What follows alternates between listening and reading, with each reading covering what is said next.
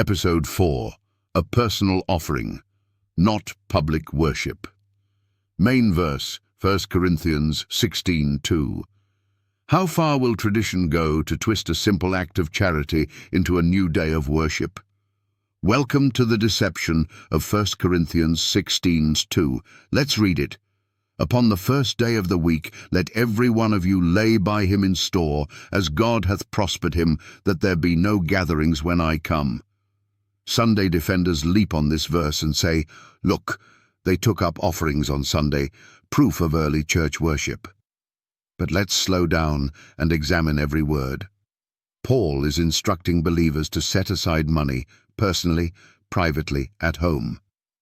The Greek for lay by him in store is par heuto, which literally means by oneself or at home. This was not a public church offering.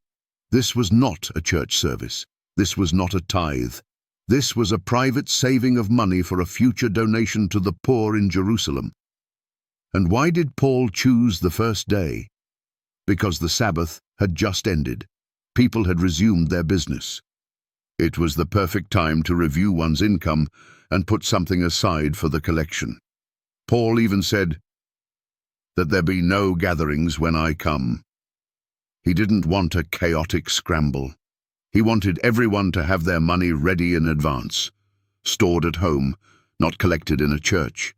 No worship, no singing, no preaching, no holy convocation, just basic financial planning. And yet, Sunday worship defenders twist this into their arsenal of proof. But if this verse proves Sunday sacredness, then so does your grocery list. Let's be honest. If you must bend and stretch a verse to make it say what God never said, you are not following Scripture, you are following tradition. In vain do they worship me, teaching for doctrines the commandments of men. Mark 7:7. Is your worship in vain? This is what happens when man seeks to justify breaking God's law. They search the Scriptures for the smallest hints, the vaguest implications, the weakest shadows, and then they elevate tradition over truth. But the 10 Commandments are not vague. They are not suggestions. They were written in stone by the finger of God. The fourth one says, remember the Sabbath day to keep it holy. Exodus 28. Not the first day. Not the day you give offerings, not the day of your convenience, but the seventh day. And it still stands. Paul never taught Sunday sacredness. In fact, Paul worshipped on the Sabbath.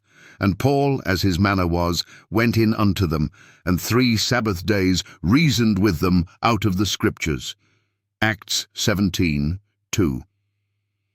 If Paul kept the Sabbath, who gave you permission to change it?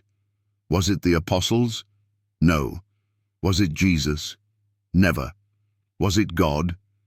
Impossible. It was Rome.